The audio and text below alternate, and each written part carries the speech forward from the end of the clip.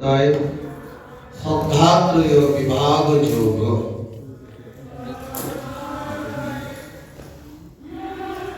ভগবান এখানে শ্রদ্ধার কথা বিশেষভাবে আলোচনা করেছেন। যে শ্রদ্ধা থাকিলে মানুষ ইহলোকে যেমন সুখে থাকে, পরলোকেও সুখে থাকে, পারমার্থিক কল্যাণও লাভ করতে পারে। আর যে শ্রদ্ধা না থাকিলে সকলে বিফল, সব কিছু বিরক্ত হয়ে যায়। অর্জুনের যারা শাস্ত্রবিধি ত্যাগ করে কেবল শ্রদ্ধার সহিত নানা পূজাদি করে থাকেন, ভগবানের উপাসনা করে থাকেন, তাদের শ্রদ্ধা কিরূপ? কেন এরকম প্রশ্ন? ইতিপূর্ব অধ্যায়ে ১৬ অধ্যায়ের শেষে ভগবান বলেছেন, যারা শাস্ত্র করে, শাস্ত্রবিধি ত্যাগ করে, শাস্ত্রবিধিকে মান্যতা না দিয়ে স্বেচ্ছাচারভাবে ইচ্ছা মতো যেমন খুশি তেমন চলাফেরা করে, তাদের ইহলোকেও দুঃখ, পরলোকেও দুঃখ।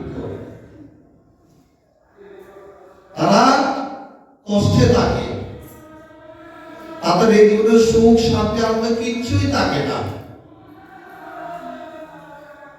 এখন অর্জুন ভাবছেন, সকলেই তো শাস্ত্র মতো চলাফেরা করে না, সকল মানুষই কি দুঃখী? তাহার প্রশ্ন যে সংসারে দেখা যায় ৩ প্রকারের মানুষ। এক প্রকারের মানুষ যারা নিয়মিত শাস্ত্র চর্চা করে, শাস্ত্র মতো জীবন যাপন করে, তারা সুখ প্রাপ্ত হয়, পুরুষোত্তম তত্ত্বের অধিকারী হয়, পরম গতি তারা প্রাপ্ত হয়। আর এক শ্রেণীর মানুষ, তারা শাস্ত্র মানে না, যেমন খুশি তেমন চলে, আসরিকভাবে জীবনযাপন করে, ইহলোকেও সুখ পায় না, দুঃখে থাকে, পরলোকে তারা অবগতি প্রাপ্ত হয়, নরকাদি জনিতে তারা পর্যবেসিত। আরেক শ্রেণীর মানুষ আছে যারা শাস্ত্র পড়ার সময় নেই, অথচ ভগবানকে ভালোবাসে। যে যেটা বলে সে পূজায় করে থাকে। কেউ যদি বলে মা মহেশ্বরের পূজা করো, করবে। কেউ বলে শীতলা পূজা করো, করবে। কেউ বলে ভাবের শ্রাদ্ধ আসছে, হরিনাম কীর্তন করো, করবে। এখন এই শ্রেণীর মানুষগুলো শ্রদ্ধাপ্রিয়, এরা শাস্ত্র জানে না, অথচ তারা ভগবানকে ভালোবাসে। এটাকে বলা হয় বৃত্তানুকরণ। বৃদ্ধগণ, বয়োজ্যেষ্ঠগণ, সমাজপতিগণ, অভিভাবকগণ যেরকম বলে সেরকম চলে, অশ্রদ্ধা নেই। এখন এই জাতীয় মানুষের গতি কি? এই যে শ্রদ্ধাগুলো কেমন? এরা শাস্ত্রবিধি লঙ্ঘন করছে বলে সেটাও যেমন বলা যাবে না, এরা যে আসরিক পাওয়া করলো সেটাও বলা যাবে না। এরা মধ্যস্থলের মানুষ। তাদের নিষ্ঠা কি প্রকার? শ্রদ্ধার কথা বলার আগে শ্রদ্ধার অর্থটা একবার পরিষ্কার করব। আমাদের একটা শাস্ত্রে আছে, গুরু বাক্যে শাস্ত্র বাক্যকে বিশ্বাস করার নাম শ্রদ্ধা। কিন্তু আমাদেরকে আরেকটু নিচে এসে শ্রদ্ধার কথাটা অর্থ বুঝতে হবে। অপরত্ব ভালোবাসার নাম শ্রদ্ধা। সেই ভালোবাসা পিতা মাতার প্রতি, সন্তান সন্ততির প্রতি, স্বামী স্ত্রীর প্রতি, শিক্ষক ছাত্রের প্রতি, গুরু শিষ্যের প্রতি, ভক্ত ভগবানের প্রতি। আমি ভগবানকে ভালোবাসি, পরের পিতা মাতাকে মানি না, তাদের কথা শুনি না, তাদের আদেশ পালন করি না, ওই শ্রদ্ধার কোনো মূল্য নেই। তো ভালোবাসা আগে গৃহে আরম্ভ হয়, শ্রদ্ধা গৃহে থেকে শুরু হয়, আর ওটা পরিপূর্ণতা পায় ভগবানের প্রতি। ঘরে যার পিতা মাতার প্রতি শ্রদ্ধা থাকে না, তার স্বামী স্ত্রীর প্রতি ভালোবাসা বা শ্রদ্ধা থাকে না, সংসারের শিক্ষক ছাত্রের মধ্যে যদি ভালোবাসা শ্রদ্ধা থাকে না, ওটা কখনো আর ভগবানের শ্রদ্ধা আসতে পারে? শ্রদ্ধার বীজ তো ওখানেই মরে গেছে। শ্রদ্ধার বীজ তো অঙ্কুর করতে হবে গৃহ থেকে। গৃহের মধ্যে ওই শ্রদ্ধাটাকে প্রতিষ্ঠা করতে হবে। ওটা প্রাণবন্ত জীবন্ত হয়ে উঠে ভগবানের প্রতি শ্রদ্ধাটা নিবেদন করবে। ওই শ্রদ্ধা ঘর থেকেই শুরু। যারা পরস্পর প্রতি শ্রদ্ধা রাখে তারা কোনোদিন যাকে শ্রদ্ধা করে তার আদেশ লঙ্ঘন করে না, তার সেবার প্রতি ত্রুটি রাখে না, তারা কোনোদিন অন্যায় করতে পারে না। পরস্পর প্রতি শ্রদ্ধা থাকে, এই তিনটা জিনিস সেখানে থাকবে। তারা অন্যায় করতে পারে না, অপরাধ করতে পারে না। যেমন স্বামী স্ত্রীর মধ্যে শ্রদ্ধা আছে, স্বামীর আড়ালে স্ত্রী অন্যায় করতে পারে না, স্ত্রীর আড়ালে স্বামী অন্যায় করতে পারে না। পুত্র কন্যার প্রতি পিতা মাতার শ্রদ্ধা আছে বা পিতা মাতার প্রতি পুত্র কন্যার শ্রদ্ধা আছে, সেই সন্তান সন্ততি পিতা মাতার আড়ালে অন্যায় করতে পারে না। পিতা মাতার কথা শুনবে, তারা পিতা মাতাকে ভালোবাসবে। অনুরূপ ভালোবাসা সন্তান সন্ততির প্রতিও পিতা মাতার রাখে। তারাও সন্তান সন্ততিকে ন্যায় পথে, সৎ পথে, সদাচারের পথে তাদেরকে পরিচালিত করবে। সেটা যেমন স্কুলের মধ্যে সমাজপতির প্রতি, সমাজের মানুষের প্রতি, তারপর সেই শ্রদ্ধা যখন ওখানে জাগ্রত হয়, ওই শ্রদ্ধাকে একদিন ভক্ত ভগবানের প্রতি শ্রদ্ধাটা দিয়ে দিতে হয়। এটাকে বলা হচ্ছে সংস্কার। সংস্কার যেমন যা, শ্রদ্ধাও তেমন তা। ত্রিবিধা ভবতি শ্রদ্ধা দেহি নামসা স্বভাবজা। এই ত্রিবিধ শ্রদ্ধা স্বভাবজাত। পূর্বজন্মে যেরকম আমার শ্রদ্ধা তৈরি হয়েছে, আমি সেই শ্রদ্ধা নিয়ে পৃথিবীতে এখানে জন্মগ্রহণ করেছি। এই শ্রদ্ধা কিন্তু পরিবর্তনশীল। আপনার হয়তো পূর্বজন্মে ভালো ছিল, এই জন্য প্রথম হয়তো ভালোভাবে আপনি শুরু করেছেন শ্রদ্ধা, কিন্তু অসৎ সঙ্গে সর্বনাশ, পরিবর্তন হয়ে যাবে। আপনার পূর্বজন্মে ভালো শ্রদ্ধা নাই, এই জন্য আপনি সৎসঙ্গ করুন, সৎসঙ্গে সর্বনাশ হয়ে যাবে। এই শ্রদ্ধা উপরে নিচে পরিবর্তনশীল। এটা স্বভাবজ। আমার পূর্বজন্ম আমার যা যা যেরূপ আমার শ্রদ্ধা ছিল, যেভাবে আমার যত আনা বলি, যত পার্সেন্ট বলি, আমার পূর্বজন্ম যদি 18 শ্রদ্ধা থাকে, আমি 18 শ্রদ্ধা নিয়ে জন্মগ্রহণ করেছি। ছেলে মেয়েরা, বাচ্চারা যখন তারা চলাফেরা করে, তাদের নজরটা কোথায়, আকর্ষণটা কি, ওটা থেকে বোঝা যায় ওরা পূর্বজন্মে কিরূপ শ্রদ্ধা নিয়ে এই পৃথিবীতে এখানে জন্মগ্রহণ করেছে। পিতা মাতার এগুলো দেখা উচিত সন্তান সন্ততির প্রতি। তারা যদি বিরূপ পথে চলে যায়, তাদেরকে সৎ পথে সেদিকে শ্রদ্ধা দান করা কর্তব্য। তবে একদিন সেটা শ্রদ্ধা ভগবানে গিয়ে রূপান্তরিত হবে। এই যে বলা হলো ত্রিবিধা ভবতি শ্রদ্ধা দেহি নামসা স্বভাবজা, ভগবান কৌশল উত্তরটা দিয়েছেন। দেখো অর্জুন, তুমি জানতে চেয়েছো এরা শাস্ত্রীয় না জেনে যে পূজা আদি করে থাকে, তার শ্রদ্ধা কিরকম? বলে শ্রদ্ধা 3 রকম, একটা সাত্ত্বিক, একটা রাজসিক, একটা তামসিক। পূর্বজন্মে কেউ যদি ভক্ত থাকে, পিতামাতার প্রতি ভালোবাসা থাকে, তখন তাদের যে শ্রদ্ধা, এটা সে এই জন্মে সাত্ত্বিক শ্রদ্ধাতে রূপান্তরিত হয়। জগতে সাত্ত্বিকা দেবা, তাদের দৃষ্টি তখন ভগবানের প্রতি, দেবতার প্রতি, দেবতার পূজা করতে ইচ্ছা হয়, দেবতার স্তুতি করতে ইচ্ছা হয়, দেবদর্শন করতে ইচ্ছা হয়, দেবস্থানে যেতে ইচ্ছা হয়, অন্য ইচ্ছা তাদের চাকরি না। এখন যে মোবাইলে বেশি আছে, দেব সংস্কার থাকবে, কত পার্সেন্টে থাকবে। যতদিন মোবাইল আবিষ্কার হয়নি ততদিন পর্যন্ত ভালো সংস্কার নিয়ে মানুষ জন্মগ্রহণ করতে জ্ঞান করবে। এখন কিন্তু সে সংস্কারের মানুষ এখন পাওয়া যাচ্ছে না,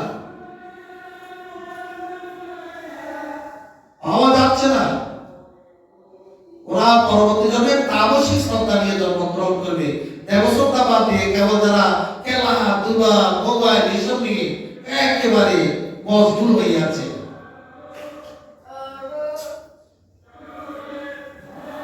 এই পুরো জানার জন্য ভগবানের শ্রদ্ধা তত্ত্বটাকে নিরূপণ করেছেন। দেখো শ্রদ্ধা কিভাবে তৈরি হয়।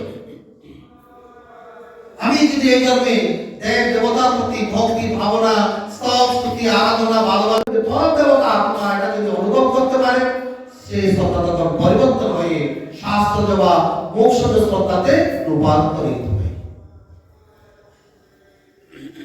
তখন তার প্রতি মুক্তি লাভের ইচ্ছা জাগ্রত হবে। তখন সে ভগবানের কথা আত্মার কথা শ্রবণ করবে, মনন করবে, ধ্যান করবে। ওই শ্রদ্ধাতে আমাদের এই সমাগত শ্রদ্ধাকে,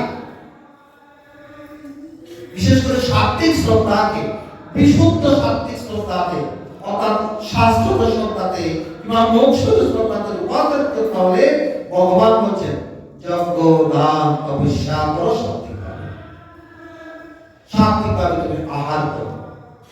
এই জন্য ভগবান এর মধ্যে সাত্বিক আহারের কথা বলেছেন, রাজসিক আহারের কথা বলেছেন, তামসিক আহারের কথা বলেছেন, সাত্বিক তপস্যার কথা বলেছেন, রাজসিক তপস্যার কথা বলেছেন, তামসিক তপস্যার কথা বলেছেন, সাত্বিক যজ্ঞের কথা বলেছেন, সাত্বিক দানের কথা বলেছেন, রাজসিক তামসিক যজ্ঞদানের কথা বলেছেন। ও রাজসিক তামসিক ভাবে করলে কি ফল প্রাপ্ত হয়, সাত্বিক ভাবে করলে কি ফল প্রাপ্ত হয় তার ফলশ্রুতি দিয়েছেন।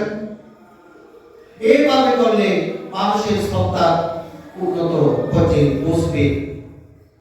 তার জন্য ভগবান ত্রিবিধ আহার কথা বলেছেন। এই জন্য গীতাকে বলা হয়েছে আমাদের শাস্ত্রে হিতকারিণী মাতা, মা সন্তানের হিত চান, কল্যাণ চান, প্রকৃত কল্যাণ বিষয় সেটা চান। গীতা কেবল একটি পুস্তক নয়, এটা যেমন সার্বজনীন ধর্মগ্রন্থ, তেমনি এটা হচ্ছে আমাদের মা। অম্বত্বামসম্পদামি ভগবদ গীতে বলেছেন, হে মা তোমাকে আমি অনুসন্ধান করছি। ভগবান ব্যাসদেব গীতার মধ্যে বলে দিয়েছেন তা কেমন মা?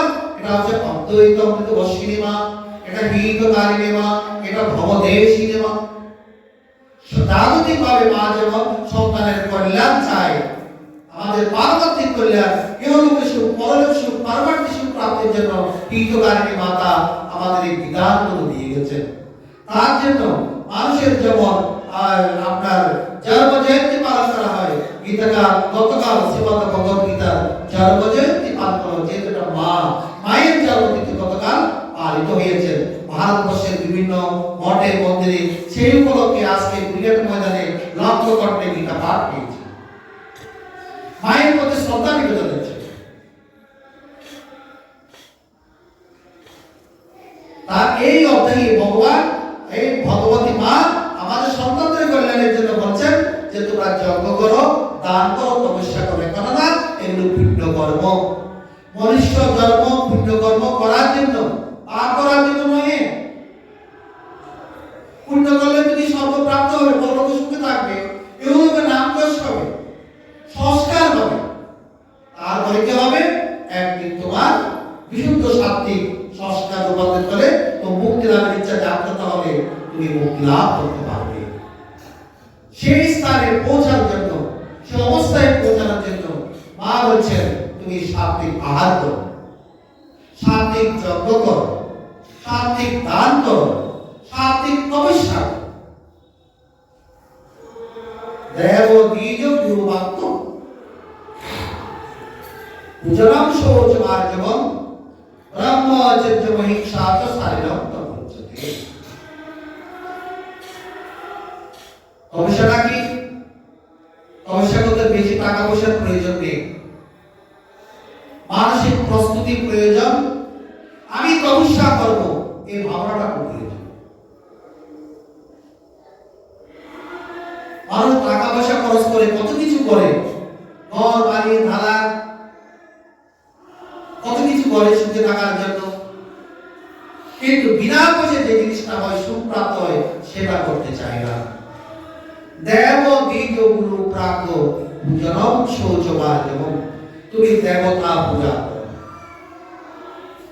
ভগবান একবার নয় দেবতা পূজার কথা, তৃতীয় অধ্যায়েও বলেছেন দেব পূজা করো। দেবান ভাবয়তানেন তে দেবা ভাবয়ন্তম পরস্পর ভাবয়ন্ত শ্রেয়ঃ পরমায়ুষ্যত। আবার এই অধ্যায়ে বলছেন দেব পূজা করো।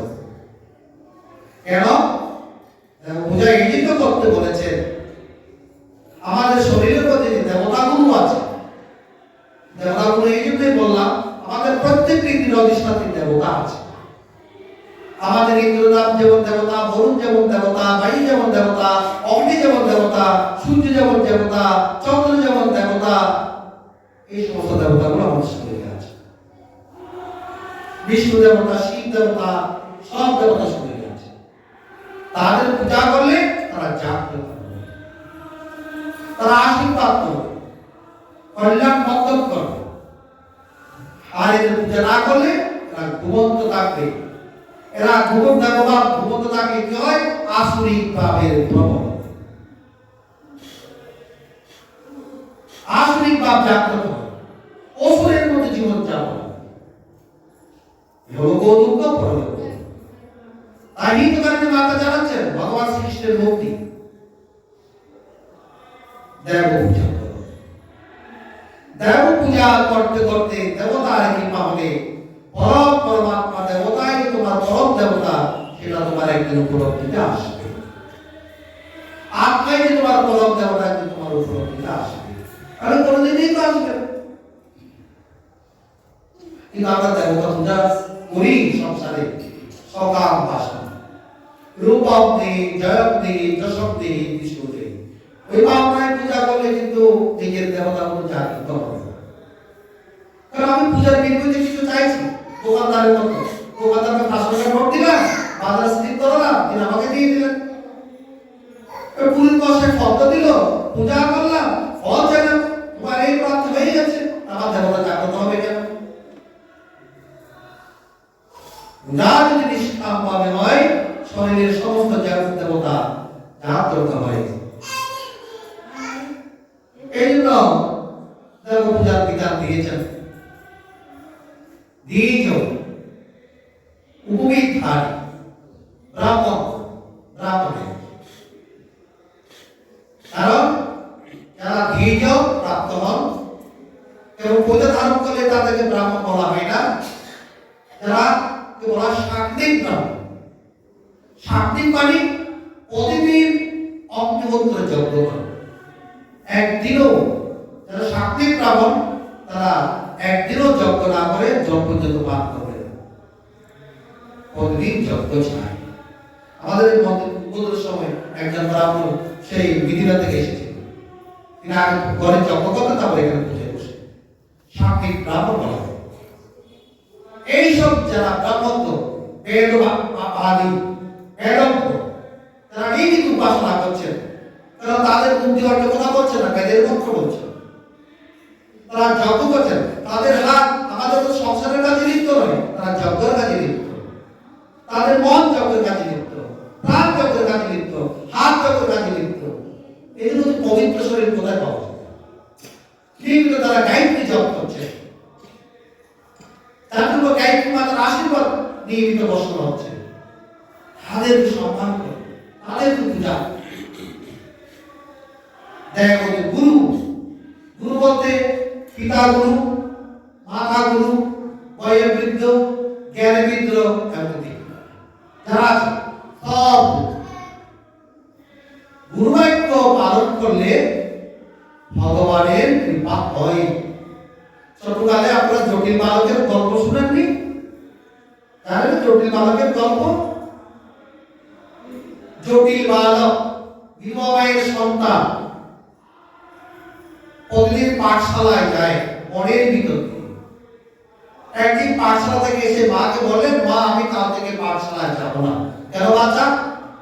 মা বড্ড ভয় করে বনের ভিতর, কত দূর আমাকে পার দিতে হয়, দাদা আমি কি করে যাব? বর্তমান যুগে যে দিশার মধ্যে ছেলে হবে সব বলতো তখনকার বালক তো। হ্যাঁ, এখন কেন মা তুমি যদি আমাকে কালকে সঙ্গে কাকে না দাও, আমি আর কালকে থেকে পাঠশালায় যাবো না। আমাকে কাকে সঙ্গে দাও, তাহলে আমাকে পাঠশালায় পৌঁছে দেওয়ার ব্যবস্থা করো। বলে কি বলিস?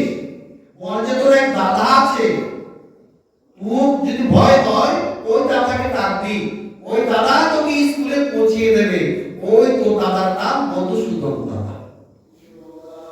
মায়ের কথার প্রতি বিশ্বাস, ওই যে বললাম মায়ের কথার প্রতি বিশ্বাস রাখলে শ্রদ্ধা হয়। এই ছেলের তখন মায়ের এক কথাতে শ্রদ্ধা হয়ে গেল। বনে আমার দাদা আছে, দ্বিগুণ উৎসাহে করতে দাদা করতে করতে বনের মধ্যে পাড়ি দিচ্ছে। জোরে ডাকছেন, দাদা। মা বলেছে তুমি এখানে আছো, আমাকে পৌঁছে দাও স্কুলে। দাদা, কি বিশ্বাস আমাকে, মায়ের কথার মধ্যে কি বিশ্বাস। তখন মধুসূদন থেকে থাকতে পারে, বাচ্চা মাকে দূর করে বলে, এই ভাই আমি এসে গেছি, তোর আর ভয় নেই, চল তোকে স্কুলে পৌঁছিয়ে দিবি। প্রথম দিনেই ওই শ্রদ্ধার দ্বারা কি হয়, ওই গুরুর প্রতি গুরুর প্রতি মাতৃগুরুর প্রতি শ্রদ্ধার কারণে সেখানে তার মধুসূদন দাদা এসে গেছিল, তার ভগবান শ্রীকৃষ্ণ। মধুসূদন দাদা বালক রূপ ধারণ করে তাকে প্রতিদিন এবার যাওয়া আসা করি। স্কুলে একদিন মাস্টার মশাইয়ের মায়ের শ্রাদ্ধ হবে, কারণ মা মারা গেছেন। এখন প্রত্যেক বালকের প্রত্যেক একটা জিনিসের দায়িত্ব দেওয়া হলো, কে কি দেবে। জটে দিতে জটে, তুই কি দিবি? বলে মাকে জিজ্ঞাসা করে বলবো। পরে মাকে যে বলছে, মা আমাদের মাস্টার মশাইয়ের মায়ের শ্রাদ্ধ, সব কেউ মিষ্টির দায়িত্ব, কেউ চালের দায়িত্ব, কেউ কিছুর দায়িত্ব নিচ্ছেন, আমি কিসের দায়িত্ব দেবো? আমাকে জিজ্ঞেস করছেন মাস্টার মশাই। তুমি একটা কাজ কর, তোর মধুসূদন দাদাকে জিজ্ঞেস কর, উনি যা বলে তুমি তাই করিস। পরের স্কুলে যাওয়ার পরে মধুসূদন দাদাকে জিজ্ঞেস কর, বলে ঠিক আছে, তুই বলবি তুই দই দিবি, যত লোক আছে সবাইকে তুই দই দিবি। বাস মাস্টারমশাই কি বললেন, মাস্টারমশাই আমি দইয়ের দায়িত্ব আমি। বাহ, খুব ভালো ছাত্র আমার, প্রিয় ছাত্র আমার, প্রাণের ছাত্র আমার, এত বড় একটা মাধ্যমিক কাজে তুই দই দিবি, বড় খুশির শেষ নেই মাস্টারমশাই। দেখিস তার ঠিক 12টার মধ্যে দই নিয়ে চলে আসবি, প্রতিদিন তো পাতে দই দিতে হবে। পরের দিন আস্তে আস্তে স্কুলে যাচ্ছেন, মধুসূদন দাদা একদম দই দিয়েছেন, সেখানে 100 গ্রাম ধরবে, ওটা হাতে নিয়ে আস্তে আস্তে যাচ্ছেন। ওইদিকে 12টা বেজে যাচ্ছে, মাস্টার ভাবছেন, জটিলকে আমার কেউ মিথ্যা কথা বলে গেল, এখন আসছে না কেন? শুধু পথ মানে সবাই কি আছে, একজন ছাত্র বলছে মাস্টার জটিল আসছে, এক করে হাড়ি ভর্তি দই আসছে, বিরাট হাড়ি ভর্তি দই আসছে। তাহলে এসে দেখছেন একটা ছোট্ট ঘটিতে 100 গ্রাম ধরবে এরকম দই। লক্ষ্মী ছাড়া, হারামজাদা, কালকে ছিল প্রাণপ্রিয়, আজকে লক্ষ্মী ছাড়া হয়ে গেল মাস্টার মশাইয়ের কাছে। হ্যাঁ, তুই আমাকে বন্ধ করে দিলি, কত জনকে নিমন্ত্রণ করলাম, কিভাবে আমি দই দেবো? একজন বলছে একটা কাজ কর, দইগুলো ভালো করে ডাক, আর ভালোটাকে খালি ধরিয়ে দে, আমাকে একটা উত্তরবন্ধ দিয়ে দিচ্ছি উত্তরবন্ধ। হঠাৎ মাস্টারের রাগ এসে গেছে তো, এমন বাবা দিল না, অজ্ঞান হয়ে গেছে। আর ওদিকে একটা কাণ্ড ঘটে গেল, যাকে দই ঢালার দায়িত্ব দিয়েছেন, বাংলা থেকে দই আর শেষ হয় না, ডালছে আর ডালছে দই, ডালছে আর ডালছে দই, ডালছে দই আর শেষ হচ্ছে না। মাস্টারমশাই বলছে, মাস্টারমশাই কি কাণ্ড, অনেক বড় দিচ্ছে, পূর্ণ হয়ে গেছে, কিন্তু সে ছোট্ট দইয়ের রঙটা এখনো শেষ হচ্ছে না। আরে ঠিকই বলেছে, এই দই দিয়ে সবার হয়ে যাবে বলেছিল, আমি শুধু নাম দিয়ে যেটাকে মানলাম, একেবারে নাকে মুখে জল দিয়ে বাতাস করে তাকে একটু কোলে নিয়ে তার জ্ঞান ফেরানোর পর বলছে, তোকে এই দইয়ের হাড়ি কে দিয়েছে বল? আমার মধুসূদন দাদা। তোর দাদা কোথায় থাকে? বনে থাকে, দেখাতে পারবি? বালকগণ সহ, মাস্টারমশাই সহ, জটিল সহ বনের মধ্যে পাড়ি দিল। সেই মধুসূদন দাদাকে দেখবে, যার চমৎকারিতা এক ঘটিত ছোট্ট ঘটির মধ্যে অনেক লোকের দই এখানে যেখানে পূর্ণ ছিল। তখন ডাকছেন, বনদিকে ডাকছেন, মধু দাদা দাদা, অনেকক্ষণ টাকা বল, তুমি যদি দেখা না দাও মাস্টারমশাই আমাকে মিথ্যাবাদী বলবে। বলে, দেখ তোর মাস্টারমশাই এবং তোর অন্যান্য যে ছাত্ররা আছে, তাদের তোর মতো ভালোবাসা বিশ্বাস আমার প্রতি নেই, তারা আমাকে দর্শন করতে পারবে না, তাদেরকে চলে যেতে বলবো না, চলে গেলে আমি তোকে আমার বাড়ি পৌঁছে দিয়ে আসবো। এমন কথাগুলো বলছেন, ওরা সবাই শুনছে। এই নাম হলো শ্রদ্ধা। শ্রদ্ধার দ্বারা কি হয়? দেবতার কথা বলে, শ্রদ্ধার দ্বারা প্রাণী কোন কথা বলে। মানব সত্যকাম যখন তপস্যা করেছিলেন, তাকে ব্রহ্মজ্ঞান দিয়েছেন বৃষ, পানকরি, কংস, অগ্নিদেবতা, গুরুবাক্য পালন করার জন্য। গুরুবাক্য পালন করে শ্রদ্ধা রাখলে কি হয়? বলছে ওই একটাকে গান করলো, গুরুমন্ত্র জাগ্রত হয়, চৈতন্যময় হয়, চৈতন্যযুক্ত হয়।